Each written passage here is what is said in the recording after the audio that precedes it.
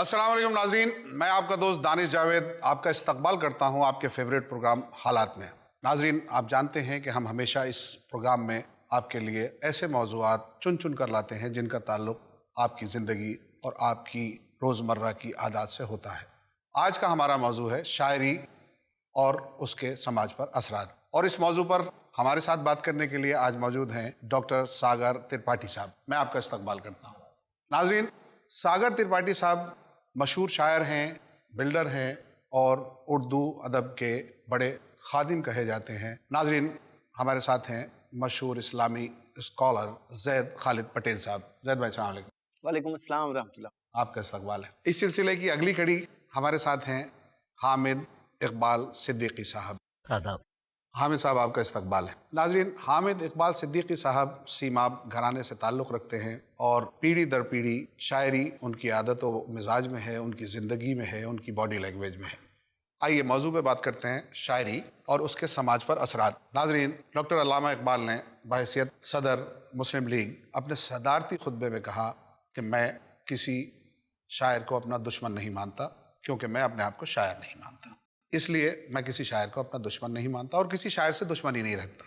मैं अपने आप को क्योंकि शायर नहीं मानता। लेकिन मेरे दिमाग में कुछ बातें हैं जो मैं इस कौम से कहना चाहता हूँ। मेरे दिमाग में कुछ बातें हैं जो मैं लोगों से करना चाहता हूँ, और उन बातों को कहने और करने के लिए जो मीडियम मैंने चुना है उसका नाम शायरी है। आइए शायरी है क्या, ये जानने की कोशिश करते हैं। शुरुआत करते हैं डॉक्टर सागर त्रिपाठी साहब से। सागर त्रिपाठी साहब, सबसे पहले मैं चाहता हूं कि आप हमारे नाजरीन को ये बताएं कि ये शायरी है क्या चीज़, दूसरी अदबी सनफ़ें जो हैं उनमें और शायरी में क्या फ़र्क?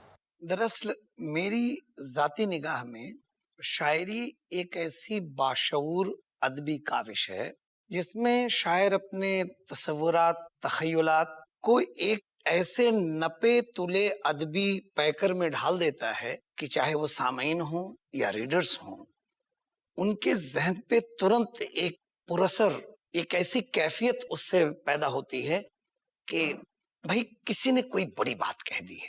मतलब अगर मैं अपने लफ्ज़ों में कहूँ तो शायरी ऐसे ख्यालात के इजहार का नाम है जो ख्यालात लोगों के दिलो दिमाग तक तो होते हैं लेकिन उनकी ज़बान तक नहीं आ पाते। बेशक आपने तजुर्बात और ख्यालात। हिंदी में एक मशहूर मकूला है कि जहाँ ना पहुँचे रवि वहाँ पहुँचे कवि। तो अगर आपकी इस डेफिनेशन से इत्तेफाक किया जाए तो फिर जहाँ तक रवि यानी सूरज नहीं पहुँच पा रहा है वहाँ तक कवि पहुँच पा रहा है। ये कौन सी खासियत है? जनाब, इस कबील का जो दूसरा स्टैंजा है वो हम आपसे शेयर करना चाहेंगे। जहां न पहुंचे रवि वहां पहुंचे कवि। लेकिन इसका जो दूसरा असरअंदाज पहलू वो ये है कि वियोगी होगा पहला कवि, आह से उपजा होगा गान, निकल कर नैनों से चुपचाप बही होगी कविता अनजान। वाह, ये शायरी का बेसिक फार्मूला है कि जब तक आपकी कैफियत, नुशूर वाहिदी साहब का मशहूर ज़माना शेर है कि तख़य्युल रक्स करता है, तजल्ली छाई रहती है, मैं शायर हूँ, बड़ी रंगी मेरी तन्हाई रहती है। क्या तो जब ये कैफियत तारी होती है,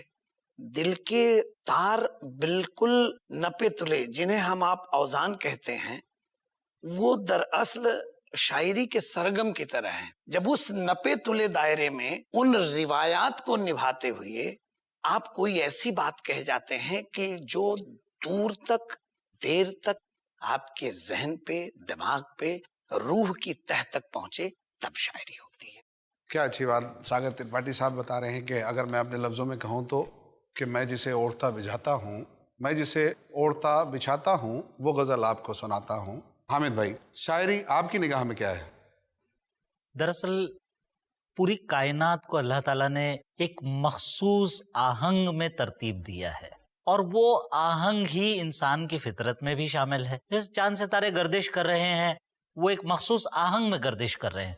हर सैयारा, हर सितारा, सबकी अपनी गर्दिश है। उसी तरह इंसान के मिजाज में भी खालिक़े कायनात ने एक मखसूस गर्दिश रखी है और एक मखसूस आहंग रखा है।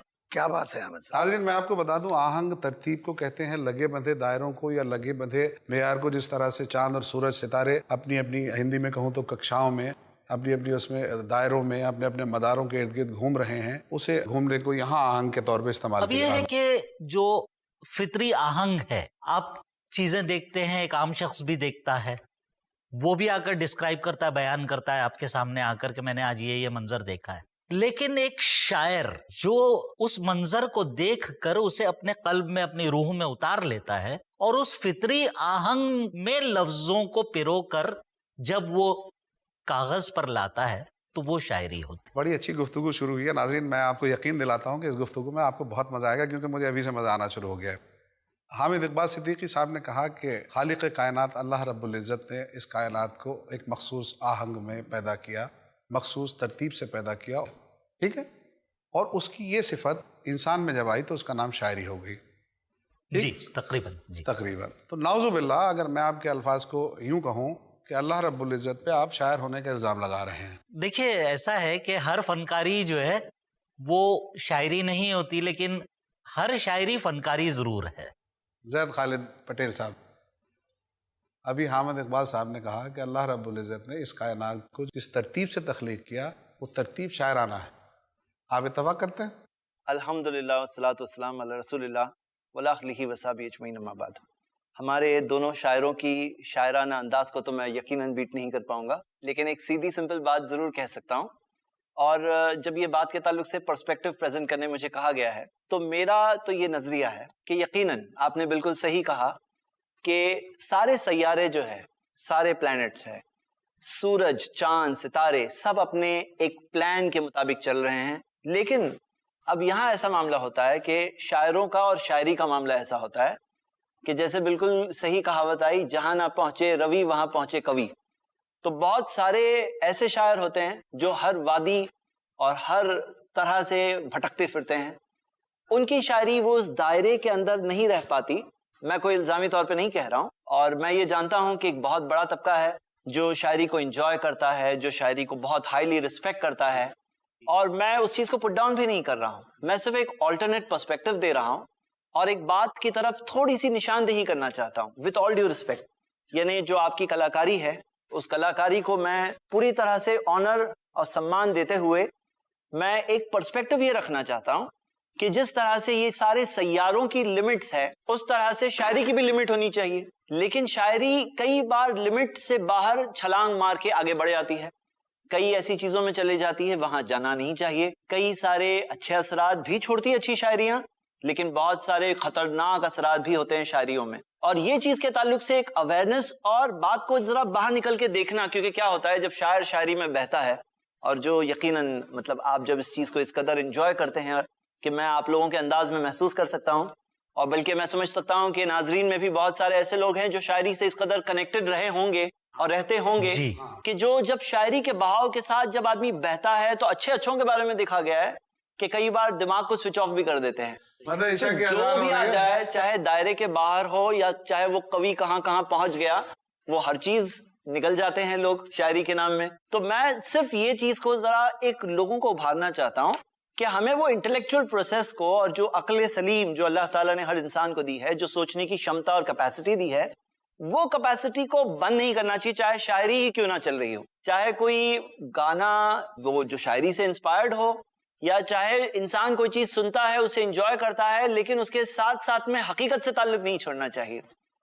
تو یہ ایک بات ہے جو میں رکھنا چاہتا ہوں، بلکہ اور بہت کچھ ہے جو شیئر کرنا چاہوں گا. تفصیلی ٹاپک ہے، اور میں جاننا زید بھائی آپ سے یہ چاہتا ہوں کہ شاعری کے متعلق اسلام کیا کہتا ہے، کس خانے میں رکھتا ہے شاعری؟ شاعری کے تعلق سے آپ یہ دیکھیں کہ جیسے آج کے زمانے کی سب سے اثردار میڈیا اگر ہم دیکھیں گے کہ وہ جرنلسٹ، وہ سارے اینکرز، وہ سارے لوگ جو لوگوں کے ذہن و دماغ کو کنٹرول کرتے ہیں آج کے زمانے میں، ہم دیکھتے ہیں کہ ٹیلی ویژن چینلز میں جو باتیں کہی جاتی ہے وہ لوگوں کے ذہن و دماغ پر اتنا زوردار اثر چھوڑتی ہے کہ جیسے لوگ سمجھتے ہیں حقیقت تو یہی ہے، اس کے آگے کوئی حقیقت نہیں ہے. ایک زمانے کی ٹاپ میڈیا شاعری تھی، ایک زمانہ تھا، آج بھی بہت لوگ انجوائے بھلے ہی کرتے ہیں، لیکن آج کے زمانے کی نمبر 1 میڈیا شاعری نہیں ہے. ابھی اپریل 2015 کی بات ہے، واشنگٹن پوسٹ نے ایک آرٹیکل کیری کیا تھا جس کے اندر ایک سروے تھا کہ کتنے لوگ پوئٹری کو سرچ کر رہے ہیں آج کل نیٹ پر، اور کتنے لوگ یہ کلیم کرتے ہیں. جیسے ایک انسٹیٹیوٹ سے، امریکن انسٹیٹیوٹ کی سروے تھی کہ پچھلے 1 سال میں کتنے ایسے لوگ ہیں جنہوں نے کوئی نہ کوئی طرح کی پوئٹری پڑھی. آج اگر ہم دیکھیں تو اس میں وہ یہ بتاتے ہیں کہ 1992 میں جہاں 16% لوگوں نے ہاں کہا تھا کہ ہم نے سال میں 1 بار تو پڑھی ہے، اور 2015 میں آتے آتے ابھی تقریباً 6% لوگ کہہ رہے ہیں کہ ہم نے سال میں 1 بار پڑھی ہے.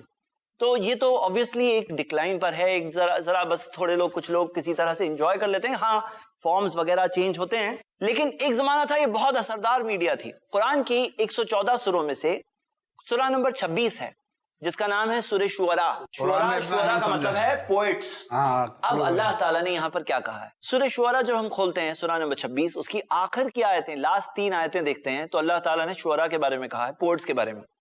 اور جو کہا ہے میں آپ کے سامنے رکھ رہا ہوں. اللہ تعالیٰ نے فرمایا وَالشُّعَرَاءُ يَتَّبِعُهُمُ الْغَاوُونَ, اور یہ جو شعراء ہے, پوئٹس ہیں, ان کے پیچھے بھٹکے ہوئے لوگ چلتے ہیں. أَلَمْ تَرَوْا أَنَّهُمْ فِي كُلِّ وَادٍ يَهِيمُونَ, کیا تم دیکھتے نہیں کیسے ہر وادی میں یہ بھٹکتے پھرتے ہیں, اور وہ لوگ وہ چیز کہتے ہیں جو خود کرتے نہیں ہیں. کہتے وہ چیز ہیں جو کرتے نہیں ہیں. 3 نیگیٹو سٹیٹمنٹس آئے. پہلی بات یہ آئی ہے کہ بھٹکے ہوئے لوگ ان کے پیچھے چلتے ہیں. نمبر 2, ہر وادی میں بھٹکتے پھرتے ہیں یہ. نمبر 3, ایسی باتیں کہتے ہیں جو خود کرتے نہیں ہیں. یہ شعراء کی عام بات ہے. لیکن پھر اللہ نے کہا إِلَّا الَّذِينَ آمَنُوا, سوائے ان لوگوں کے جو ایمان لے آئے, وَعَمِلُوا الصَّالِحَاتِ, اور نیک کام کیے. جو ایمان لاتے ہیں, ایمان کی حالت میں ہوتے ہیں اور اچھے کام کرتے ہیں. وَذَكَرُوا اللَّهَ كَثِيرًا, بہت کثرت سے اللہ کو یاد کرتے ہیں. مطلب جن کے اندر یہ معاملہ نہیں کہ اللہ کو بھول کر شاعری کریں گے, وہ اللہ کو کثرت سے یاد کرتے ہیں. اور پھر اللہ تعالیٰ نے کہا کہ جب ان پر ظلم کیا جائے تو اس کے بعد ڈیفینڈ کرتے ہیں. یہ 4 خوبیاں بتائی اللہ تعالیٰ نے ایسے اچھے شاعروں کی. تو پتا چلا اچھے شاعر بھی ہوتے ہیں لیکن انہیں ایکسیپشن کے طور پر بتایا گیا ہے. تو ہم یہ دیکھتے ہیں کہ 4 کوالٹیز ان کی بتائی گئی ہے. اس میں جو چوتھی کوالٹی ہے اس میں ایک اشارہ ہے, وَانْتَصَرُوا مِن بَعْدِ مَا ظُلِمُوا. یہ وہ لوگ ہوتے ہیں جو اچھے لوگوں کی خوبی ہے کہ اس کے بعد کہ ظلم کیا جائے وہ مدد کرتے ہیں. مطلب یہاں کیا معاملہ ہے؟ ہم دیکھتے ہیں کہ محمد صلی اللہ علیہ وسلم کو اللہ تعالیٰ نے چنا جس طرح سے سارے انبیاء کو چنا تھا, سارے رسولوں کو چنا تھا. پہلے رسول نہیں تھے, انسانوں کو صحیح راستہ بتانے, مارگ درشن کرنے, صحیح رہنمائی کے لیے اللہ تعالیٰ نے نبیوں اور رسولوں کو چنا. آخری نبی محمد صلی اللہ علیہ وسلم کو چنا. اب مکہ کے جو مشرک تھے انہوں نے ان پر اٹیک کرنے کے لیے اپنے شاعروں کو یوز کیا. ان کا مذاق اڑا کر, ان کی نبوت کا مذاق اڑا کر, ان کی پرسنالٹی کا مذاق اڑا کر ان کے میسج کو انڈرمائن کرنے کی کوشش کر رہے تھے, کم بتانے کی کوشش کر رہے تھے. تو اللہ تعالیٰ نے کلام اللہ کو بھی شاعری کہنے لگے تھے. تو ہم یہ دیکھتے ہیں کہ اللہ تعالیٰ نے یہاں پر جو کہا وَانْتَصَرُوا مِن بَعْدِ مَا ظُلِمُوا, یہ ظلم جو کیا جا رہا ہے اس کے بعد وہ لوگ جو مدد کرتے ہیں. تو یہاں پہ اس چیز میں مدد میں آنے کا ایک اشارہ تھا. ہم دیکھتے ہیں کہ یہ آیت تو مکہ میں نازل ہو چکی تھی. اللہ کے رسول محمد صلی اللہ علیہ وسلم نے حسان بن ثابت رضی اللہ عنہ سے کہا ان کی شاعری کا جواب دو, فٹنگ ریپلائز دو, جبریل تمہارے ساتھ ہے. صحیح بخاری کی حدیث ہے. یعنی کہ ہم دیکھتے ہیں کہ بہت اچھا شاعر جو ایک صحیح بات, سچی بات ڈیفینڈ کرنے کے لیے جب کھڑا ہوتا ہے تو اس کا یہاں تک کا معاملہ ہو سکتا ہے کہ جبریل اس کے ساتھ ہے. اور مسند احمد کی صحیح حدیث ہے جس میں آتا ہے کہ اللہ کے رسول صلی اللہ علیہ وسلم نے کہا کہ جب آپ ان کی باتوں کا جواب دے رہے تھے حسان بن ثابت کے بارے میں, تو ایسا تھا جیسے کہ انہیں تیر لگ رہے ہیں, ویسے انہیں تیر لگ رہے تھے. یعنی کہ وہ جو غلط اٹیک تھا اس کا جواب تھا. تو ہم یہ دیکھتے ہیں کہ یہ شاعری اچھی شاعری کا معاملہ ہے, اور غلط ہو جائے شاعری تو انسان کو نہیں, سماج کو نہیں, دنیا میں بربادی پھیلانے والے ذریعوں میں سے, ڈیلیوژن پھیلانے والے ذریعوں میں سے ایک بہت بڑا ذریعہ شاعری بھی ہے. بے شک. ناظرین میں آپ کو بتا دوں کہ زمانہ جاہلیت میں پری اسلامک ایرا میں عام طور پہ شاعروں کو بڑا عروج حاصل تھا, اور جو اچھا شعر یا اچھا قطعہ یا اچھی لائنیں ہوتی تھیں انہیں لکھ کر خانہ کعبہ پہ ٹانگ دیا جاتا تھا تب تک کے لیے جب تک کہ اس سے اچھا کوئی دوسرا فن پارہ نہیں آ جاتا تھا. اور ظاہر سی بات ہے کہ وہ جاہلیت سے بھری چیزیں ہوتی تھیں. بہرحال زید خالد پٹیل صاحب کی بات کو اگر میں اپنے الفاظ میں کہوں تو یوں ہے, شاعری خیال کا نام ہے, اور خیال اچھے اور برے دونوں ہوتے ہیں. اچھے خیال کا آپ کی طرف آ رہا ہوں جی, لیکن میں آپ کی بات کاٹنا چاہ رہا ہوں یہاں پر. جی. اس سے شاعری کی اہمیت تو بہرحال اور بڑھ گئی ہے. بڑھ گئی, میں اسی پہ آ رہا ہوں. ایک منٹ. شاعری خیال کا نام ہے, اور خیال اچھے اور برے دونوں ہوتے ہیں, اور اچھے خیال کا اللہ اور اللہ کے رسول حامی ہیں اور برے خیال کے مخالف ہیں, اختلاف رکھتے ہیں اور انکار فرماتے ہیں کہ نہ کیا جائے. آپ نے میری ایک مشکل حل کی بہت, یہ حدیث سنا کے کہ رسول مقبول صلی اللہ علیہ وسلم نے ایک صحابی کو فرمایا کہ تم ان کی شاعری کا جواب شاعری میں دو. میں اپنا سوال آپ تک لانے سے پہلے ساگر ترپاٹھی صاحب کے پاس آؤں گا اور حامد اقبال صاحب کے پاس آؤں گا سمجھانے کے لیے کہ میں سوال کیا پوچھنا چاہتا ہوں. ساگر صاحب یہ بتائیے شاعری کے حوالے سے کہ شاعری میں جب ہم غزل ایک صنف ہے وہ کہتے ہیں تو اس میں مطلع جو ہوتا ہے وہ کیا ہوتا ہے, کیسے کہا جاتا ہے, اس کی خصوصیات کیا ہیں, اس کے لوازمات کیا ہیں, اس کی ٹیکنیکلٹیز کیا ہے, ذرا یہ بتائیے ناظرین کو بھی, زید بھائی کو بھی, پھر میں آؤں گا اپنے سوال پہ. دیکھیے کیا کیا ہوتا ہے اس کے اندر. غزل ایک ایسی نازک صنف ہے, بنیادی طور پر ایک شعر ہوتا اس میں 2 مصرے ہوتے ہیں. قافیہ, ردیف, وزن, میٹر, بحر, رکن, ارکان, یہ بڑی ضروری چیزیں ہیں شاعری کی. لیکن اس سے بھی زیادہ اہم اس میں تصوف، تغزل. میں ابھی مفہوم پہ نہیں جا رہا، بالکل صرف اور صرف میں پیرامیٹر اور میٹرز کی بات کر رہا ہوں. جی. ایک مطلع کو مطلع ہونے کے لیے، غزل کا پہلا شعر جو ہوتا ہے، مطلع کو مطلع ہونے کے لیے اس میں کن کن اجزاء کا ہونا ضروری ہے؟ سب سے اہم چیز یہ ہوتی ہے کہ جب غزل کا مطلع آپ کہنے بیٹھتے ہیں تو آپ کو ایک خالص جھنکتی ہوئی ردیف ڈھونڈنی پڑے گی. ایک ردیف ہو گئی. اس ردیف کے ساتھ ساتھ اتنا ہی پر اثر آپ کو قافیہ ڈھونڈنا پڑے گا. جب ردیف اور قافیہ آپ کے پاس ہوتے ہیں تو شاعری کا سفر آپ کا شروع ہوتا ہے. اب کسی پر اثر اچھے خیال کو جب آپ لفظوں کا پیکر پہناتے ہیں تو اس میں آپ کا اولا مصرع ہوتا ہے. مثلاً کوئی مطلب جیسے کہاں دب کر جھجک کر بولتا ہے. اب اس میں جھجک کر جو ہے یہ ہم نے ایک قافیہ چنا، جھجک کر قافیہ ہو گیا، بولتا اور ردیف ہو بولتا گیا. ہے ردیف ہوئی. اب ہمیں تلاش یہ ہے کہ کہاں دب کر جھجک کر بولتا ہے، تو اس مصرے کے ساتھ منسوب ہونے والا کوئی ایسا جو دعویٰ آپ نے دیا ہے، اس کی دلیل کے طور پر ثانی مصرے میں کوئی ایسی چیز لائیں جو آپ کے اولے مصرے کو جسٹیفائی کرے اور ساتھ ساتھ ایک ایسا بامانی سندیش دے جو مفہوم پہ آ رہے ہیں. پھر اس کے بعد میں آؤں گا. جی. ابھی صرف اسٹرکچر پہ بات. اچھا، تو اس کا جو قافیہ اور اکیڈمک ردیف. اسٹرکچر ہے، قافیہ ردیف جب آپ نے دوسرے چن مصرے لی میں بھی چاہیے. تو دوسرے مصرے میں بھی قافیہ ردیف، ردیف کے ترنت پہلے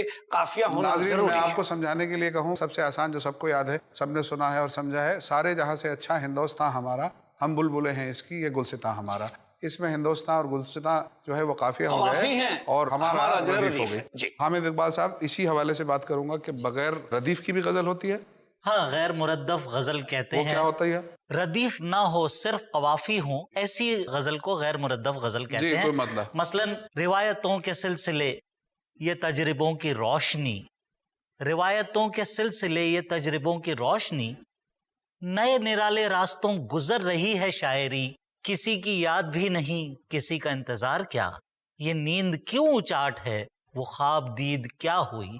اب پہلے مصرے میں روایتوں کے سلسلے یہ تجربوں کی روشنی، نئے نرالے راستوں گزر رہی ہے شاعری، روشنی، شاعری، زندگی، یہ قوافی ہے، اس میں کوئی ردیف نہیں. اب میں آپ کے پاس آ رہا ہوں زید بھائی. روشنی، سادگی، اور ابھی مطلب انہوں نے سنایا، انہوں نے سنایا. ایک مطلب میں آپ کو سناتا ہوں، اللہ مجھے معاف کرے، استغفر اللہ. الحمدللہ رب العالمین الرحمن الرحیم. کیا یہ مطلب نہیں ہے؟ اللہ کا کلام ہے قرآن، اور انسانوں کے ساتھ اللہ نے رحم کا معاملہ کیا کہ انسانوں کو ایک ایسا پیغام دیا جس سے وہ سمجھ سکیں.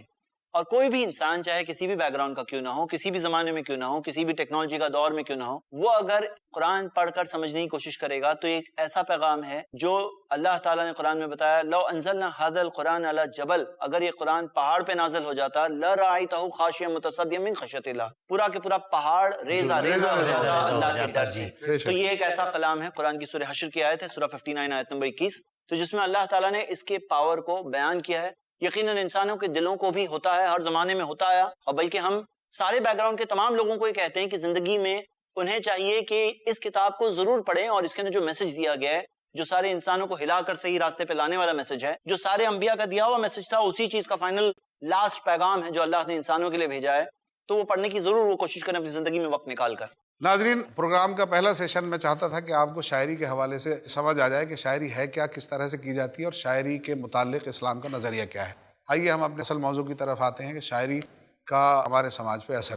حامد اقبال صاحب، سیدھا سیدھا آپ سے سوال، شاعری آج کے زمانے میں آج کے سماج پر کیا اثر رکھتی ہے، کس طرح اثر انداز ہوتی ہے؟ زید صاحب نے جیسا کیونکہ کہا میں آپ کی بات کاٹ جی. رہا ہوں، ناظرین کو بتا دوں، حامد اقبال صدیقی صاحب مشہور اسکالر ہیں اور چھوٹے چھوٹے بچوں اور درمیانی عمر کے بچوں پہ بہت محنت کرتے ہیں، اور انہیں ایجوکیشن کی طرف، شاعری کی طرف اور کامیابی کی طرف لے کے چلنا ان کی زندگی کا مقصد ہے. آئیے ان سے جانتے ہیں. جی، میں عرض کر رہا تھا کہ زید صاحب نے جیسا کہا کہ شاعری کا وہ امپیکٹ سماج پر آج نہیں رہ گیا ہے جیسا پہلے کبھی ہوا کرتا تھا.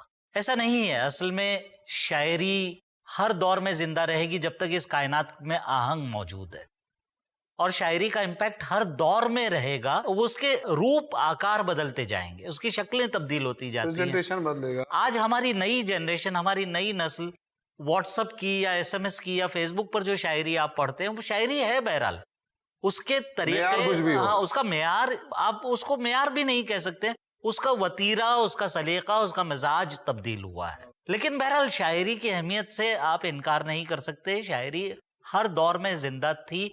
اب آپ نے سوال کیا سماج پر اثرات کا. سماج پر اثرات. پھر میں محترم کی بات سے ہی آگے بڑھاؤں گا اپنی بات کو کہ ایک زمانہ تھا کہ جب انٹرٹینمنٹ کے اتنے سارا میڈیا نہیں تھا، ایک آدھ میڈیم تھا، اس میں شاعری سب سے اسٹرانگ میڈیم کہلاتا تھا. تو وہ دور تھا جب سرفروشی کی تمنا اب ہمارے دل میں ہے، نے پورا انقلاب لے آیا، پوری تبدیلیاں لے آئی.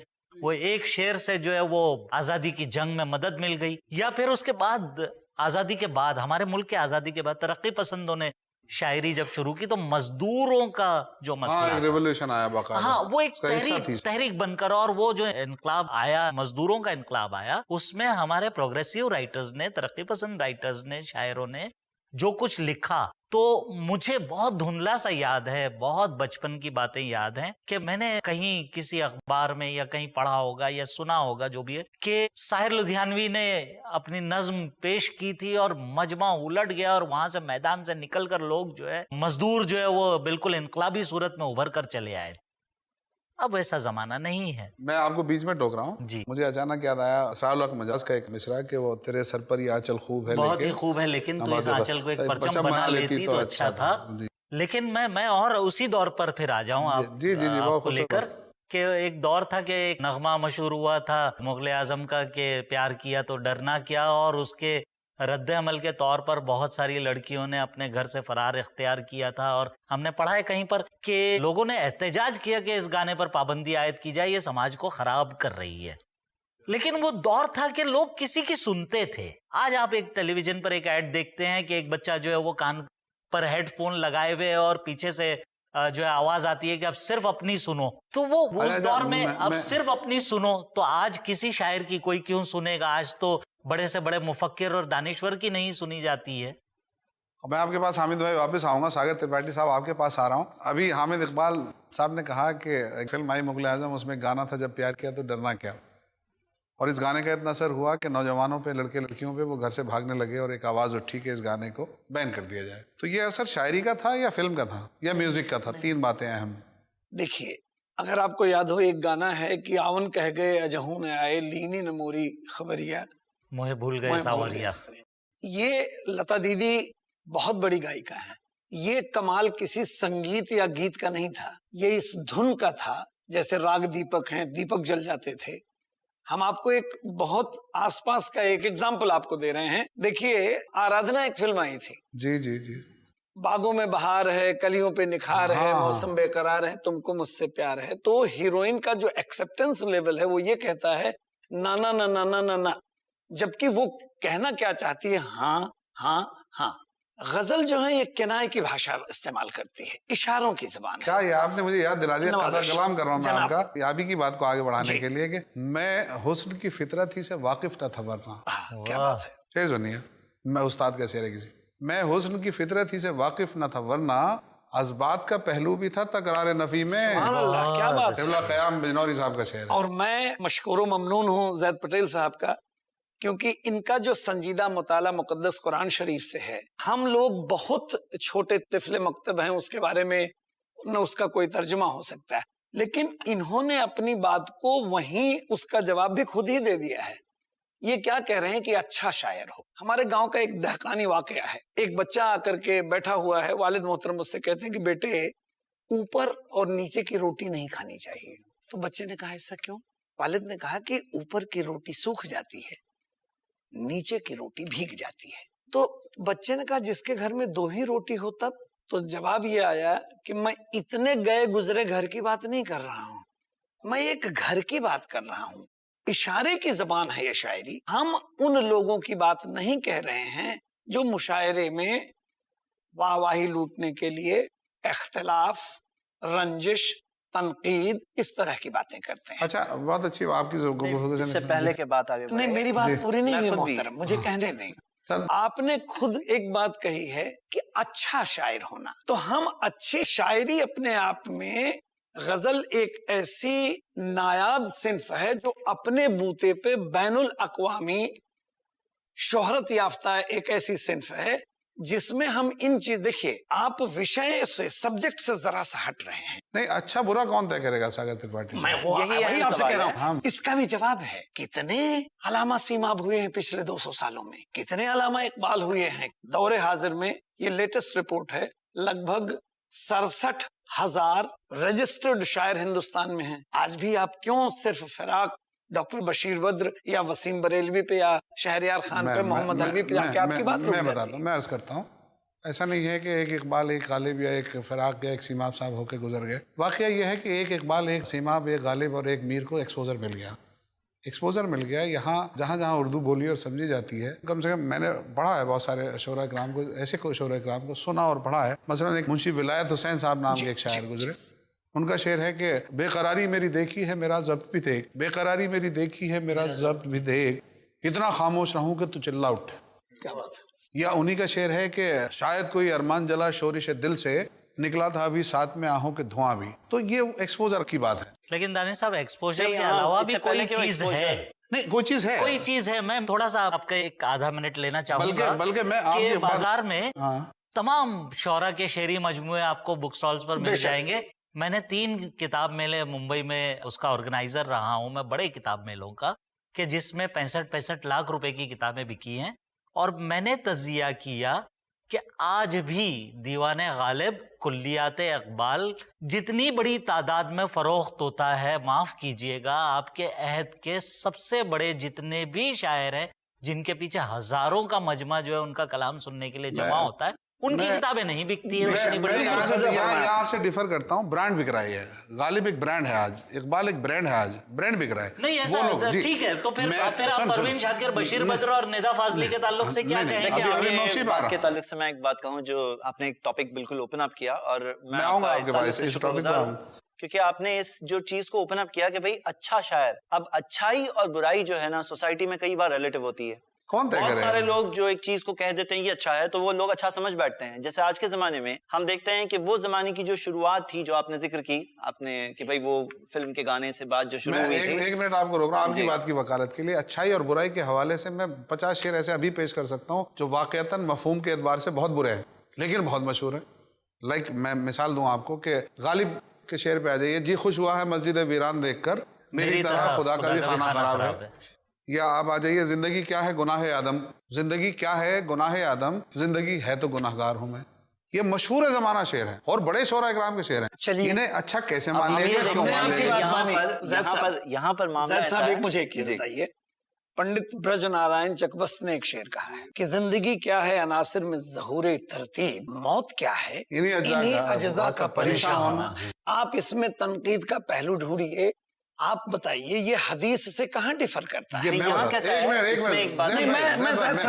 ایک منٹ پہلے میں بتا دوں آپ. دیکھیے آپ ہمارے ہم عصر ہیں, ہم ایک دوسرے کے راز نہیں کھول سکتے, ہم ان سے پوچھنا چاہتے ہیں کہ میں آپ کو کیا کہہ رہا ہوں, یہاں پہ اتنے سارے الگ الگ ایسپیکٹس ایک ساتھ میں اوپن اپ ہو گئے کہ ایک طرف ہم یہ دیکھ رہے ہیں کہ کہیں پر کفریہ, یعنی اوپر والے نے جو بات کہی اس کو ریجیکشن والے, شرک اور کفر والے ورڈز آ جاتے ہیں, اور شاعری کے بہاؤ میں جب آدمی بہتا ہے تو وہ پرسنالٹی کا دبدبا اور جو اس کی برانڈ پرسنالٹی, اور ایسا ہوتا ہے کہ انہیں تنقید کے اوپر لوگ سمجھنے لگتے ہیں. لیکن حقیقت یہ ہے کہ یہاں پہ یہ ایکچوئل ورڈز یہ ہے, جو بات ہے وہ کیا ہے, وہ صحیح بات ہے غلط بات ہے. اسی طرح اب جو یہ مثال کے طور پر زندگی کیا ہے یہ جو موت کیا ہے انہی اجزاء کا, یہ جو شعر ہے صرف ٹیکنیکلی بتا رہا ہے زندگی کیا ہے, یہ عناصر ایتھیسٹک ویو پیش کر رہا ہے. اس میں یہاں یہ بات نہیں کہی جا رہی ہے کہ ایک بنانے والا ہے جس نے ہمارے جسم کے اندر جان ڈالی ہے, وہ جان ہے تو ہم زندہ ہے, اور جس نے ہمیں بنایا ہے وہ ایک دن ہماری جان لے لے گا اور یہ جسم میں سے ہماری روح چلی جائے گی. تو ہم دیکھتے ہیں کہ جو آرگنز تھے وہ سارے آرگنز موجود ہیں, پھر بھی ایک انسان نہیں جی رہا ہے, تو کوئی ایک چیز ہے جس کی وجہ سے وہ ایک زندہ رہتا ہے, تو وہ ایک پرسپیکٹو مسنگ ہے. اب یہاں اسی طرح آپ دیکھیے کہ جو سارے جو فلموں کے معاملات اور فلموں کے گانے, اب اس کے اندر معاشرے کے اندر ایک ایسی طرح کی چیز آئی کہ اس کے اتنے ڈراسٹکلی خراب کانسیکوینسز رہے ہیں کہ مثال کے طور پر ہمارے سماج کے اندر ایک بہت بڑی چیز ہونی چاہیے. پہلے تو ہمارا سمبند کریٹر سے, ایک انسان کا سمبند ریلیشن اس کے مالک سے, اس کے اندر خرابی آ جاتی جب اس طرح کی باتوں کو لوگ انڈائریکٹلی سمجھنے لگتے ہیں. لیکن ہماری فیملیز کے اندر خرابی کہاں آ گئی, جہاں پہ یہ ایک طرح کا ایک لو کلچر پیدا ہو گیا. دیکھیے میں یہ بات جو کہہ رہا ہوں نا لو کی, تو ہم لوگ کوئی لو کے خلاف نہیں ہے, پیار اور محبت کے خلاف نہیں ہے, ہم خلاف ہیں تو وہ اس کھلواڑ کے خلاف ہے جو آج شاعری بہت زیادہ ابھارتی ہے اور بہت زمانے سے ابھارتی آئی ہے. تو ہم یہ دیکھتے ہیں کہ یہ جو معاملہ ہے اور جو لو کا ایک کنسیپٹ پیدا ہوا، پہلے تو ایک بات بتائی گئی کہ بھئی میں تمہارے لیے جینے مرنے تیار ہوں. اس طرح کے مفہوم والے جو شعر اور شاعری اور گانے وغیرہ جو لوگوں میں عام اور زبان تک جو لوگ پہنچ گئے، تو یہاں سے ہی بات ہے کہ جینا مرنا ہونا چاہیے اوپر والے کے لیے. کسی کی بیوی کے لیے وہ جی رہا ہے یا جس سے وہ محبت کر رہا ہے، اس کے لیے جینا مرنا تو اوپر والے کے لیے ہونا چاہیے. صاحب آپ نے شاید دھیان سے شعر کو سنا نہیں، میں ایک اس کا دوسرا شعر آپ کو سنا دیتا ہوں جو ہندی میں ہے. چھتی جل پاوک گگن سمیرا پنچ رچت یہ ادھم شریرا. اردو لٹریچر میں وہ 4 عناصر ہیں، ہندو مائتھولوجی میں 5 عناصر ہیں. شاعر صرف اتنا کہہ رہا ہے کہ یہ پروردگار کے یہاں سے آئے ہوئے یہ جو 4 عناصر ہیں، یہ اجزاء جو ہیں جب تک ایک خاص اس کا دیا ہوا ایک پرپورشن ہے جس میں یہ ہیں، تب تک تو ٹھیک ہے. سر آپ مس انڈرسٹینڈ کر رہے ہیں یا مس انٹرپریٹ کر رہے ہیں. میں پھر کہہ رہا ہوں کہ اگر شاعر دوسرے شاعر کا بھید کھلے گا، نہیں بھید نہیں، ایمانداری سے انٹرپریٹیشن ضروری ہے. میزان پر شاعری دیکھیے، شاعری کا مرتبہ مجھے اجازت ہو. جی ارے اچھا ایک بات واضح کر دوں کہ میں یہاں انفرادی طور پر بات کر رہا ہوں، سنیں، اور کوئی مذہبی میزان کا میں کوئی ریپرزینٹیٹو بن کر نہیں، بلکہ انفرادی طور پہ اس شعر کے حوالے سے میں بہت بے چین ہوں کچھ کہنا چاہتا ہوں. اس کا کارن میں بہت بے چین ہوں کہ میں نے آپ کی دکھتی رگ کو چھوا ہے. تھوڑا سا دھیرج رکھیے، مجھے بتانے دیجیے. اس میں اہم بات عناصر ہے ہی نہیں، اس میں اہم ہے ظہور ترتیب، جس نے حکم اللہ کی جگہ لے لی. آپ اس کا نہیں اس کا ثبوت دوں گا سر، اس کا ثبوت دوں گا. شاعر خود ساگر بھائی ثبوت دوں گا. آپ یہ جو 4 عناصر ہیں کہیں سے انہیں لے کے آئیے. خوبصورت نوجوان لڑکے کا ایک دل نکال کے لائیے، سب کچھ سارے عناصر لے آئیے اور انہیں ظہور ترتیب سے رکھیے. کیا زندگی آ جائے گی؟ ظہور ترتیب انسان رکھ ہی نہیں سکتا. بالکل رکھ سکتا ہے. نور امر اللہ ہے وہ. میرا ہر مذہب کے حساب سے امر اللہ، ظہور ترتیب اور امر اللہ کا فرق ہے. میرا ایک دوہا ہے. یہ تو آپ ایک منٹ بات پوری کروں. یہ شعر تو امامت کرتا ہے ان لوگوں کی جو یہ مانتے ہیں کہ دنیا میں کائنات میں جو کچھ ہوتا ہے خود بخود ہوتا ہے، ظہور ترتیب سے ہوتا ہے. یعنی اگر دودھ کو تھوڑی دیر کے لیے رکھ دیجئے، رات بھر کے لیے، تو جم کے دہی ہو جاتا ہے. یہ ان لوگوں کی امامت یا انٹرپریٹیشن ہے. ظہور ترتیب نہیں ہے، ظہور ترتیب ہے. اچھا چلیے میں آپ کو بتاتا ہوں. گیتا ایک بڑی مقدس کتاب ہے. میں نے ایک دوہا کہا کہ گیتا اپجی فرش پر، عرش سے ہے قرآن، کیونکہ ان کی ترتیب کے وقت یہ دونوں چیزیں اس میں منشن کی گئی ہیں، ان کا ذکر ہے. ہندو مسلم ساتھ لیں 2 جہان کا گیان. ایک زمین کے اب بہت بڑا، لیکن آپ اس سے بہت آگے کی بات کہہ رہے ہیں. آپ اس سے آگے کی بات کہہ رہے ہیں. نور کو نہیں، لیکن میں نے تو شروع میں ہی یہ بات کہی تھی کہ ایک فطری آہنگ جو ہے اللہ تعالیٰ نے اس کائنات کے اور سنیے جی ہاں سب سے بنیادی بات دانش صاحب، جب شاعر یہ پہلے ہی تسلیم کر لیتا ہے کہ چمکتی ہے کہیں صدیوں میں آنسوؤں سے زمین، غزل کے شعر کہاں روز روز ہوتے ہیں. اپنی ساری خامیوں کو آپ کے سامنے شاعر رکھ رہا ہے.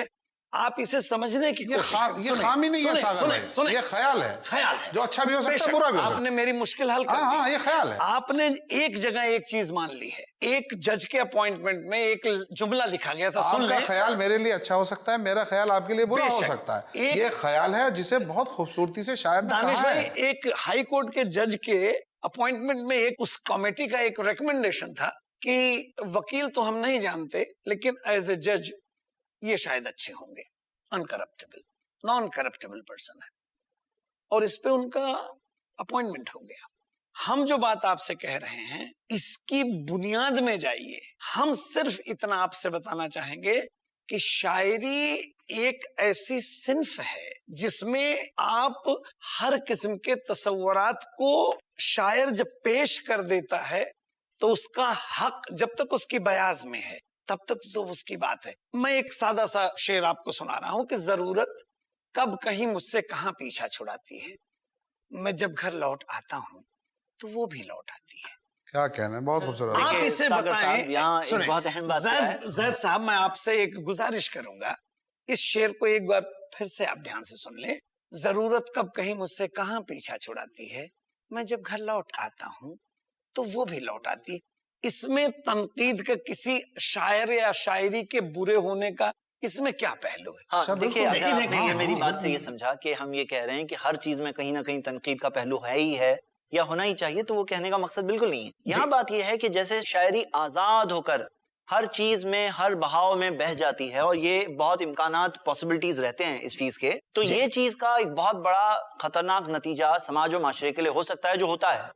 اور جیسے ایک مثال جو یہ لو کے تعلق سے، یا بے حیائی جو پھیلی، یا جو آبسینٹی پھیلی، یا ایکسٹرا میرٹل افیئرز، اور یہ ساری جو برائیاں جو معاشرے میں آج عام ہوتی جا رہی، اس میں کہیں شاعری کا بھی رول ہے۔ آج کی شاعری میں رومانٹسزم، جس کو آپ سو کالڈ رومانٹسزم کہہ رہے ہیں، وہ تو 10% بھی نہیں رہ گیا۔ آج کی شاعری کے موضوعات، میں میرا شعر سناتا ہوں صاحب کہ مایوسی جیبوں میں بھر کر لوٹ آنا تقدیر مگر، کیا بات ہے، مایوسی جیبوں میں بھر کر لوٹ آنا تقدیر مگر، مٹھی بھر امیدیں لے کر گھر سے روز نکلتے ہیں۔ بتائیے سماج کی کہاں برائی ہے میرے پاس؟ میرا شعر ہے، ایک اور شعر انہوں نے ساگر بھائی نے کہا، وہ اچھائی کو ہم ساگر بھائی نے ایک اور شعر، میں سفر میں زندگی کے ہم کبھی تنہا نہیں ہوتے، ہزاروں خواہشیں ہمراہ چلتی ہیں جدھر جائیں۔ تو آج کی شاعری میں 10% بھی وہ فحاشی، وہ عریانیت جس کو اور دوسرے میڈیمز میں دکھایا جا رہا ہے، شاعری میں تو بالکل نہیں۔ شاعری میں نہیں ہے، ادب میں نہیں ہے۔ میں ایک بات کروں، ہاں، مشاعروں کے اسٹیج میں جو کہے جاتے ہیں۔ ساگر بھائی میں ایک بات کروں، حامد بھائی، دونوں سے میرا سوال ہے، غزل کی سب سے پرانی اور سب سے پائیدار ڈیفینیشن کیا ہے؟ عورتوں سے بات کرنا، اپنے محبوب سے بات کرنا، باتیں کرنا کیسے فحاشی نہیں ہے؟ اس کا جواب مجھ سے لیجیے، مجھ سے لیجیے۔ محبوب ہے کون؟ محبوب عورت۔ یہ کس نے کہا؟ کہاں لکھا ہوا؟ کہیں سنیے، میر النیم باز آنکھوں کی، میں ساری مستی شراب کی سی تو ہے۔ مجھ سے اس کا جواب سن لیجیے نا کہ میں بہنوئی، رام اور سارا، میں بہنوئی ہوں، رام میرا سالہ ہے۔ یہ آپ کا خیال تھا جو نہیں سمجھ، آپ کا نہیں سنے۔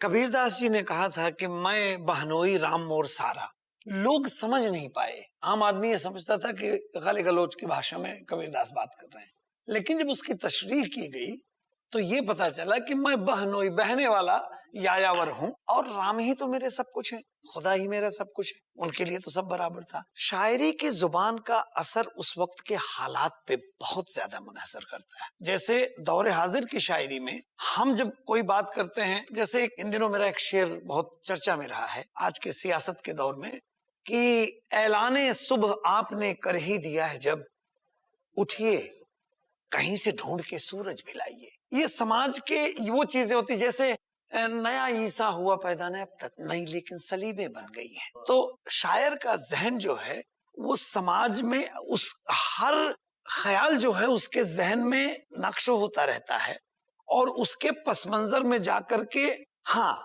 ادب کے دائرے میں ہو، جیسا پٹیل صاحب نے کہا۔ یہاں میں آپ سے ایک سوال کرنا چاہتا ہوں، اگری کرتا ہوں آپ کی بات سے، اور بلکہ جو میں نے ابھی تھوڑی دیر پہلے ایک شعر سنایا کہ جی خوش ہوا ہے مسجد ویران دیکھ کر، میری طرح خدا کا بھی خانہ خراب ہے، یہ ایک طنز ہے، لیکن سوال یہ ہے کہ اس میں یہاں شاعر اپنے طور پہ کفر نہیں کہہ رہا ہے یا شرک نہیں کہہ رہا ہے، بلکہ سماج پہ طنز کر رہا ہے کہ دیکھو تم لوگوں نے مسجدوں کو بھی ایسا خانہ خراب کی طرح کر دیا، لیکن سماج کو یہ کون سمجھے؟ کتنا بھی طنز ہو، اس میں کچھ الفاظ کی کچھ لمٹس ہوتی ہے۔ جیسے آپ نے کہا نا کہ سورج چاند کا ایک دائرہ ہے، وہ دائرے سے باہر ہم نہیں جا سکتے، دائرے سے باہر جی خوش ہوا، یہ الفاظ بالکل غلط ہے، یہ اسلوب غلط ہو گیا، دیکھیں، کیونکہ مذاق کے اندر بھی کچھ باتیں زبان سے نہیں آ سکتی، طنز میں بھی۔ یہ اسلوب بہت ٹیکنیکل بات ریلیجیسلی بتا رہے ہیں، ریلیجیس پوائنٹ آف ویو یہ ہے۔ شاعری جہاں تک میں سمجھتا ہوں، بات سے مکمل اتفاق رکھتے ہیں، جہاں تک میں سمجھتا ہوں شاعری ایک ایسی چیز ہے جو دلوں کو گدگداتی ہے، جو کبھی کبھی ہمیں ہماری رہنمائی کرتی ہے، اور کبھی کبھی ہمیں ہنساتی ہے، مسکرانے پر مجبور کر دیتی ہے، اور کبھی کبھی ہماری آنکھ میں آنسو لے آتی ہے۔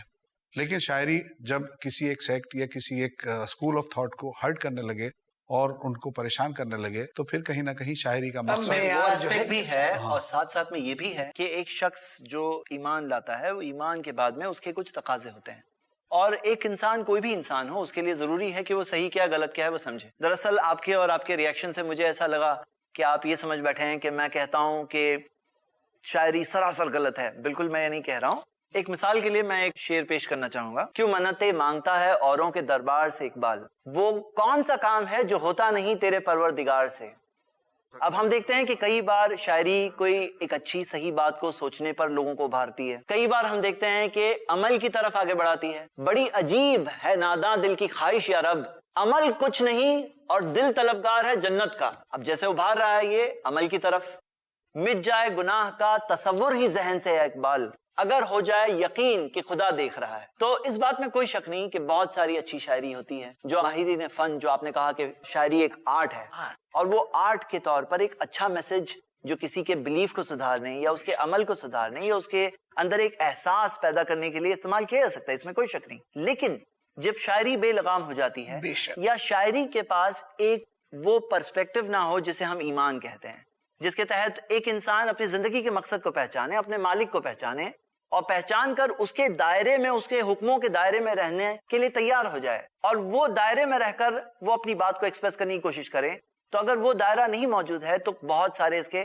خطرناک چیز ہو سکتی ہے. جیسے مثال کے طور پر ہم دیکھتے ہیں کہ جو آبسینٹی ہمارے معاشرے میں پھیلی، اور حالانکہ آپ نے ڈیفر کیا لیکن میں پھر اپنی بات کو اس چیز میں ریٹریٹ کرتا ہوں کہ ہم دیکھتے ہیں کہ بہت ساری شاعری زمانے سے جو چلتی آئی ہے، جو لوگوں کی ہمتوں کو کھولنے میں ایک ذریعہ ہے.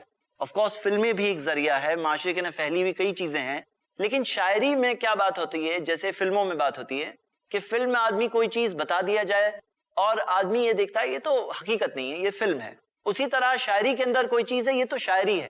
اب ایک انسان ایک بات کو شاعری کے طور پر سنتا ہے، پھر ایک وقت آتا ہے کہ وہ اس چیز پر خود عمل بھی کرتا ہے. وہ چیز جو ہوتی ہے، وہ چیز کے لیے مائنڈ اس کا اوپن اپ کیسے ہوا، وہ اوپن اپ ہونے میں شاعری ایک ذریعہ بن جاتی. تو اس کے خطرے کو پہچاننا بھی بہت ضروری ہے، دونوں کے لیے، شاعر کے لیے بھی اور سننے والوں کے لیے بھی.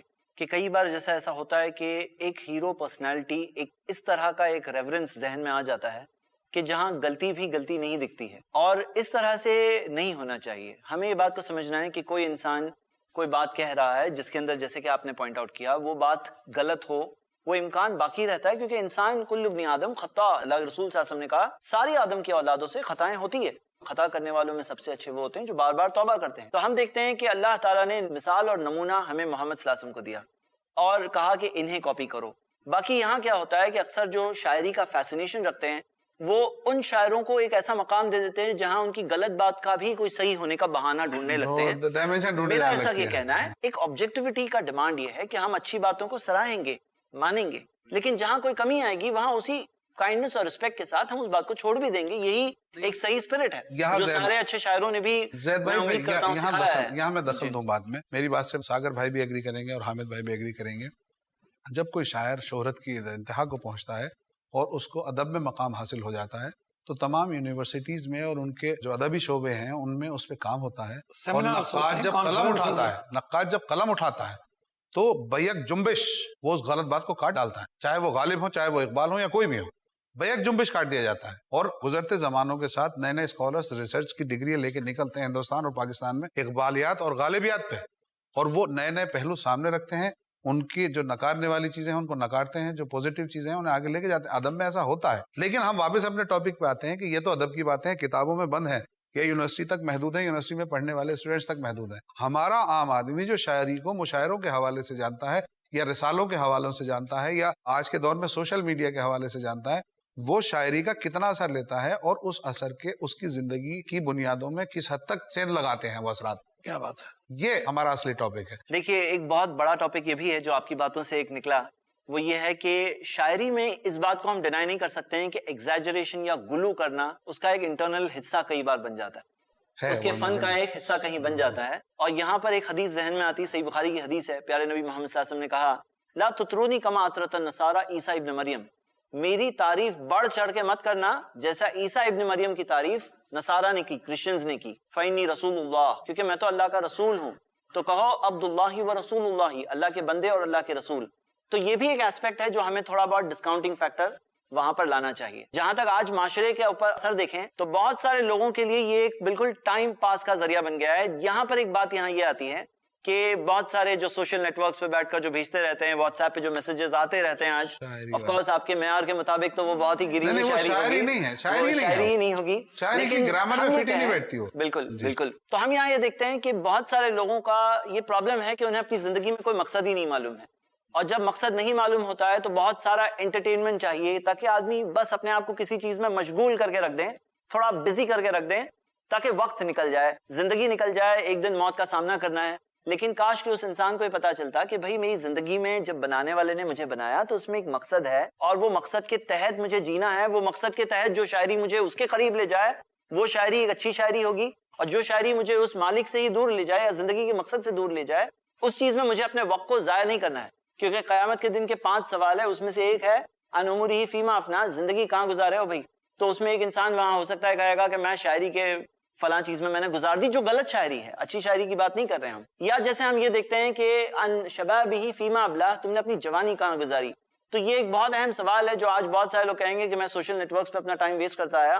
اور جو ہم ایک اچھے کنسرن طور پر جب بیٹھے ہیں اور ایک کنسرنڈ انڈیویجول سوسائٹی کے ہے، جو ایک شخص شاعر ہے، اس کو ایک وہ ایبلٹی ٹو تھنک ہے دی جاتی جو اوپر والے کی طرف سے، تو ہم یہ دیکھتے ہیں کہ جب یہ ایبلٹی آپ کو یا دوسرے ہمارے جو شاعر، آئی ہوپ کہ اس ڈسکشن جو انٹرسٹنگ ڈسکشن بنتا جا رہا ہے فیل، تو شعراء حضرات کو میں ایک میسج دینا چاہوں گا کہ جو ایبلٹی اوپر والے نے آپ کو دیا ہے، اللہ تعالیٰ نے آپ کو جو دیا ہے، وہ ایبلٹی کا استعمال کرنا تاکہ انسانوں کو اپنے سوئے ہوئے اندھیروں سے نکالیں، جو بیدار کریں، سوچنے پر تھوڑا بہت مجبور کریں، کہیں پہ اس چیز کو ایک اگنائٹ کرنے کی کوشش کریں، جہاں ایک انسان جو ایک بے مقصد زندگی گزار رہا ہے وہ اپنی زندگی کے مقصد کے تعلق سے سوچنے والا بنے. اور یہ کنسرنڈ انسانوں کے لیے بہت ضروری ہے کہ وہ صرف اپنے اس فن کا ایک بہاؤ کے ساتھ بہ کر خود بھی بے مقصد زندگی گزار کر لوگوں کو بھی بے مقصد زندگی کی ترغیب دیتے ہوئے زندگی گزر جائے. یہ بہت ہی افسوس کی بات ہوگی، وہ ایبلٹی کا ایک بہت بڑا یعنی حق ادا نہیں کیا ایسا ہوگا. میں بہت اچھی باتیں ہم کو زید خالد پٹیل صاحب بتا رہے ہیں، اور ہم اپنے لاسٹ سیگمنٹ میں ہیں اور واپس اپنے ٹاپک کی طرف آتے ہیں.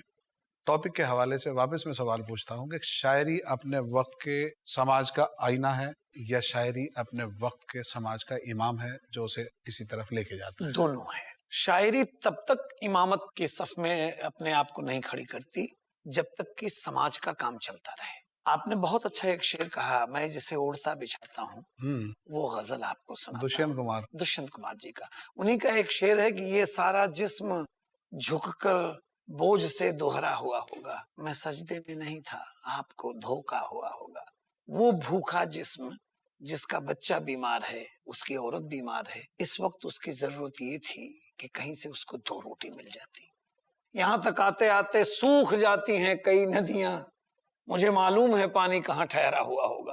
شاعری، میں زید پٹیل صاحب کی اس فکر سے، اس کسک سے، اس ٹیس سے واقف ہوں، لیکن ہم انہیں مطمئن کرنا چاہتے ہیں کہ ہم خالص شاعری کی بات کر رہے ہیں. واٹس ایپ کی شاعری، مشاعروں کو دل شکنی کرنے والی شاعری، کسی خاص مذاہب کے اوپر تنقید کر کے، اگر اس وقت میں کسی بھی اپنے پڑوسی ملک کے جن سے تعلقات میرے بہت اچھے نہ ہوں کوئی ایسی بات کہوں جس سے ان کی دل شکنی ہو، تو یہاں 10 لوگ مجھے ستائش کریں، یہ شاعری نہیں ہے. کہ سماج پہ جو بھی بیتتی ہے شاعر پہ اس سے زیادہ بری بیتتی ہے.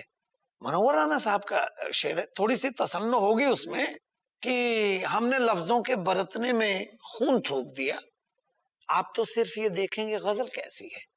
اگر اس کرب سے کوئی واقف ہو کہ ایک شعر کو بنانے میں، آپ یقین کریں میں ایک شعر تشریح نہیں کر رہا ہوں، ساری رات رویا ہوں تب جا کے میرا ایک شعر یہ ہوا تھا کہ چھین لے گا باغباں خوشبو یقیناً ایک دن، چھین لے گا باغباں خوشبو یقیناً ایک دن، رات بھر اس خوف سے کم سن کلی سوتی نہیں. کیا بات ہے، رات بھر اس خوف سے کم سن شاعر نے اپنی بات کہہ دی ہے. اگر آپ تک بات پہنچے کم سن کلی سوتی نہیں. میں قطع کلام کی میں آپ کے پاس آ رہا ہوں اور اس سوال کے ساتھ آ رہا ہوں. سوال میرا یہ ہے کہ اچھائی اور برائی اگر پیمانہ ہے، اچھائی اگر نثر میں کی جائے تو اور نظم میں کی جائے تو اچھی بات ہے، برائی اگر نثر میں کی جائے تو نظم میں کی جائے تو بری بات ہے. اس میں فرق کیا رہا؟ پھر ہم شاعری کو اچھائی اور برائی کی بنیاد پہ کیسے بانٹ کے سماج پہ اس کے اثرات دکھا سکتے ہیں؟ 2 باتیں اصل میں یہاں پر ابھرتی ہے. ساگر بھائی کی بات سے، آپ کے سوال سے، دونوں چیزوں سے جو ہے نا 2 باتیں ابھرتی ہیں. اب ان تمام باتوں کا لب لباب یہ ہے کہ کچھ شاعری تو ایسی ہوتی ہے کہ جو ہمارے بھائی جو یہ شوٹ کر رہے ہیں انہوں نے سنی اور واہ واہ کہہ دیا اور ان کے دل میں لگی اور پسند آ گئی ان کو. کوئی چیز ایسی ہوتی ہے، انہوں نے ابھی میں نے شعر اگر پڑھا اور انہوں نے کہا یار کیا باؤنسر لگا کر چلے گا حامد اقبال، ان کی بات تو سمجھ میں ہی نہیں آئی. شاعر جو ہے وہ بھی سوچتا ہے جو عام آدمی نہیں سوچتا. عام آدمی کی رسائی سے بہت دور کی بات ہے. نہیں، میں آپ کی بات سے ایک حد تک اتفاق کرتا ہوں، لیکن واپس ہم آتے ہیں حامد بھائی ہمارے ٹاپک پہ، اور ٹاپک کا تعلق بہت زیادہ عام لوگوں سے ہے جن کے بارے میں آپ نے کہا کہ وہ کیا حامد کہہ کے چلا گیا. سوال یہ ہے کہ یہ جو عام انسان ہیں، عام زندگی میں رہنے والے 80% لوگ ہیں جو نہ اس زبان کو سمجھتے ہیں جو غالب کی زبان ہے، جو نہ اس مفہوم کو سمجھتے ہیں، اس تاکید کو سمجھتے ہیں جو اقبال کی تاکید ہے یا غالب کی تاکید ہے. ان لوگوں تک جو عام زبان کی شاعری پہنچتی ہے، جو داغ کی شاعری ہے یا جو دوسرے آپ کے اپنے گھرانے کی شاعری ہے، سیماب صاحب کے گھرانے کی شاعری ہے، وہ شاعری جو ان تک پہنچتی ہے، اس شاعری کا ان کی زندگیوں پہ جو اثر ہوتا ہے وہ نیگیٹو ہے کہ پوزیٹو ہے؟ دونوں ہی صورتیں ہیں. دیکھیے کیسا ہے کہ کیونکہ میں بات کر رہا ہوں آپ کی آخری سیگمنٹ میں ہیں تو میں چاہتا ہوں کہ آپ ڈیفائن کریں. دونوں ہی چیزیں ہیں. اس میں پیغام بھی دیجئے. آپ اگر اچھے پہلوؤں پر بات کر رہے ہیں, اچھے پہلوؤں پر شعر کہہ رہے ہیں جو عام شخص کی فہم و ادراک میں آ رہا ہے, سمجھ میں آ رہا ہے, جیسے ایک شعر میں نے کہا کہ وہ چاٹ لیتا ہے, چاٹ جاتا ہے, محاورہ ہے, وہ چاٹ لیتا ہے دیمک کی طرح مستقبل, وہ چاٹ لیتا ہے دیمک کی طرح مستقبل. ساگر بھائی, وہ چاٹ لیتا ہے دیمک کی طرح مستقبل, تمہیں پتا نہیں ماضی جو حال کرتا ہے. یہ ایک تلقین ہے, ایک عام آدمی بھی اس کو سمجھ رہا ہے, یہ ایک تلقین ہے اور یہ اچھائی کی جانب لے جا رہی ہے. اچھا, کوئی ایک میسج جو آپ شاعروں کو دینا چاہیں, شعراء حضرات کو اور سامعین کو؟ وقت کا تقاضا یہ ہے کہ شاعری جو اتنا مؤثر ترین میڈیم ہے, جو لفظوں سے نکل کر دلوں میں اترتا ہے, اس میڈیم کو عام کیا جائے, اس میڈیم کی اہمیت کو سمجھا جائے, اور آج پھر وہ دور آ جائے کہ ایک شاعر کے شعر پر اتنا امپیکٹ شاعری کا بننے لگے اور سماج کو ایک اچھے, ایک صالح, ایک بہتر موڑ پر شاعر جو ہے وہ لے جا سکتے ہیں اور لے جائیں. میرا یہ پیغام شعراء کے لیے ہے. کیا بات ہے. ساگر ترپاٹھی صاحب, آپ کا پیغام عوام کے لیے شاعری کے حوالے سے اور خواص یعنی شعراء اکرام کے لیے شاعری کے حوالے سے کیا ہے؟ سچ کہیں تو مشکور و ممنون ہیں ہم آپ کے, کیونکہ یہ ایک میری غزل ہے, بہت مقبول ہوئی ہے, اور اس میں زید پٹیل صاحب کے لیے بھی بہت سارا راستہ, بڑے امکانات آپ کو ملیں گے, اور ہمارے شعراء حضرات کے لیے, ادب کے لیے بھی, مذہب کے لیے, کہ کہاں دب کر جھجک کر بولتا ہے, کہاں دب کر جھجک کر بولتا ہے, وہ آئینہ ہے منہ پر بولتا ہے. کیا کہہ رہے ہیں, کیا دو شعر اس نایاب قوم کے حوالے سے. صداقت جب کبھی آتی ہے رو میں, آپ کا ذکر ہو رہا ہے کہ صداقت جب کبھی آتی ہے رو میں تو سر نیزے پہ چڑھ کر بولتا ہے. ہم نے تاکید بھی دی ہے سماج کو, جماعت کو, کہ گھٹا لیتا ہے خود ہی قدر اپنی جو اپنے قد سے بڑھ کر بولتا ہے. کیا کہنا ہے. اور اگر سچ مچ ایک سخنور کو سمجھنا چاہتے ہیں تو یہ تحفہ لے کے جائیے, اپنے بچوں کو دیجیے گا کہ نئی تحریک ملتی ہے خرد کو. نئی تحریک ملتی ہے خرد کو. سراہیے, ہم یوں دیوانہ ہو کے نہیں گھوم رہے ہیں, ہم نے بھی دنیا دیکھی ہے. نئی تحریک ملتی ہے خرد کو جنوں میں جب سخنور بولتا ہے. کیا بات ہے, جنوں میں نئی جب تحریک ملتی ہے سخنور بولتا ہے.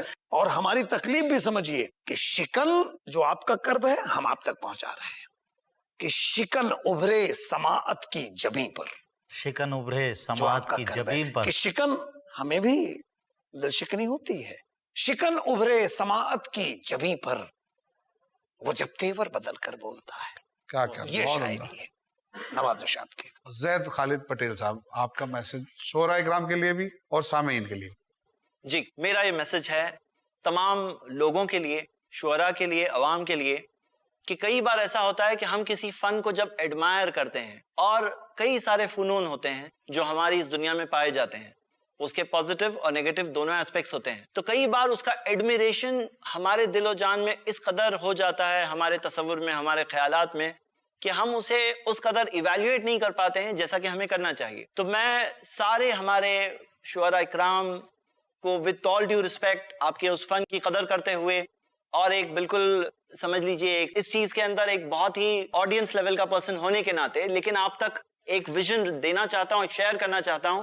وہ ویژن میرا یہ ہے کہ یہ فن, اس کا صحیح استعمال ہو سکتا ہے, اور ہم یہ دیکھتے ہیں کہ ماضی میں ہوا ہے, ہسٹری اس بات کی گواہی دیتی ہے کہ کئی سارے شعراء نے اپنی باتوں کو اچھے طور پر کہی, جس سے لوگوں نے زندگی میں اپنے مقصد کو پایا, ایک اچھے ڈائریکشن کو پایا. میرا یہ کہنا ہے کہ ہمیں اس چیز کے اندر اس ایویلیویشن کو نہیں بھولنا ہے. عام سماج اور عام معاشرے میں رہنے والے جو لوگ ہیں, وہ لوگوں میں جس طرح کی شاعری, جس طرح کے لیول کی باتیں پائی جاتی ہے, وہ چیز کے اندر ہم سب کے لیے بہت ضروری ہے کہ ہم اس زندگی کو ایک امانت سمجھیں. یہ ساری ایبلٹیز ایک امانت ہے اللہ کی طرف سے, جس اللہ تعالیٰ نے اس ایبلٹی کو دی, اس کے احسانوں کو نہیں بھولنا ہے. اس کے احسانوں کو یاد رکھتے ہوئے بہت ضروری ہے کہ اس ایبلٹی کو ایسا ڈائریکشن دیا جائے کہ وہ شاعری ایک ایملیس طور پر مجلسوں اور کتابوں کی صرف خوبصورتی بننے کی جگہ لوگوں اور سماج کے اندر ایک اچھا میسج, ایک اچھی بیداری پیدا کرنے میں ذریعہ بنے. ہم سب کے لیے بہت ضروری ہے کہ ہم اپنی زندگی کے مقصد کو پہچانیں, ہم اپنے رب سے اپنے تعلق کو جوڑیں اور اس چیز کی روشنی میں پہچان کر صحیح کو بڑھائیں، معاشرے میں غلط چیز کو روکنے کا ذریعہ بنے. خود کی زندگی کو بھی ہم اس چیز کے طور پر رکھیں کہ ایک انسان زندگی کے اندر جو وقت لمیٹڈ ہے اس لمیٹڈ وقت کا بہترین استعمال کرے تاکہ آخرت میں جب وہ اللہ کے سامنے کھڑا رہے تو اس چیز کے تعلق سے شرمندہ نہیں بلکہ اس چیز کے تعلق سے اللہ کے سامنے ایک جواب دے سکے کہ اس نے اپنے اس وقت کا، اس صلاحیت کا، اس موقع کا کیا استعمال کیا جو وقت اللہ تعالیٰ نے اسے امانت کے طور پر دیا تھا. کیا اس ایگزام کے اندر وہ پاس ہوا ہے یا فیل ہوا ہے. اللہ سے دعا ہے کہ اللہ ہم سب کو اس بات کو ایک صحیح پازیٹیو مینر میں سمجھنے کی توفیق دے. آمین. ناظرین، ہمیشہ کی طرح گھڑی کی سوئیاں اپنی رفتار سے اختتام کی طرف ہمیں لے کے چل پڑی ہیں، لیکن اختتام کی طرف جاتے ہوئے میں آپ سے کہوں گا کہ آج کا یہ موضوع اسی طرح تھا جیسے دریا کو کوزے میں بند کرنے کی ایک کوشش. کیا بات. بہت وسیع ٹاپک ہے، بہت واسٹ ٹاپک ہے. بہرحال ایپیسوڈ تو ایپیسوڈ ہوتا ہے اور اسے ختم ہونا ہوتا ہے. مہمانوں سے ڈسکشن کر کے اس موضوع پہ ہم اس نتیجے پر پہنچے کہ شاعری اچھی بھی ہے اور بری بھی ہے. شاعری ایک خیال کا نام ہے. خیال اچھا بھی ہوتا ہے اور برا بھی ہوتا ہے، اور انسان اچھے خیالات کی طرف جائے تو اس کی زندگی اور اس کے ارد گرد اس کے ماحول کی زندگی، اس کے ماحول کی فضا اچھی بن جاتی ہے. زید خالد پٹیل صاحب نے ابھی بہت خوبصورت بات کہی کہ شاعری ایک فن ہے اور وہ فن اللہ کی دی ہوئی صلاحیت ہے. اس صلاحیت کا صحیح استعمال ہی اس صلاحیت کے دینے والے کے تئیں شکر ادا کرنا ہے. آئیے ہم سب مل کے، ہم تمام شاعر حضرات یہ تہیہ کریں، یہ طے کریں کہ ہم اپنے سماج میں اپنی صلاحیتوں کی اس ذمہ داری کو بہت خوبی سے نبھائیں گے.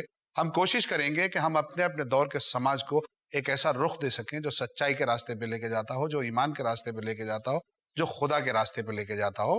اچھائی اور برائی کی جنگ ہمیشہ سے رہی ہے. پروگرام کو ختم کرتا ہوں ان 4 مصروں کے ساتھ کہ مزاج شیشہ گری دیا ہے، مزاج شیشہ گری دیا ہے تو پتھروں کو گداز کر دے. کیا بات ہے. مزاج شیشہ گری دیا ہے تو پتھروں کو گداز کر دے. یہ دست رحمت میرے لیے ہے تو اس کو یا رب دراز کر دے. سبحان اللہ، سبحان اللہ. میں اپنے 4 مصرے پیش کر رہا ہوں کہ مزاج شیشہ گری دیا ہے تو پتھروں کو گداز کر دے. یہ دست رحمت میرے لیے ہے تو اس کو یا رب دراز کر دے. وہ جس کے سجدے چراغ بن کر حرم کی چوکھٹ پہ جھلملائیں، وہ جس کے سجدے چراغ بن کر حرم کی چوکھٹ پہ جھلملائیں، میری جبین سیاہ رو کو عطا ایک ایسی نماز کر. جزاک اللہ، کیا بات ہے. ناظرین، آپ کی طرف سے مہمانوں کا شکریہ اور مہمانوں کی طرف سے اور میری طرف سے آپ کو اللہ حافظ. پھر ملاقات ہوگی اگلے ایپیسوڈ میں نئے موضوع اور نئے مہمانوں کے ساتھ. تب تک اپنا خیال رکھیں.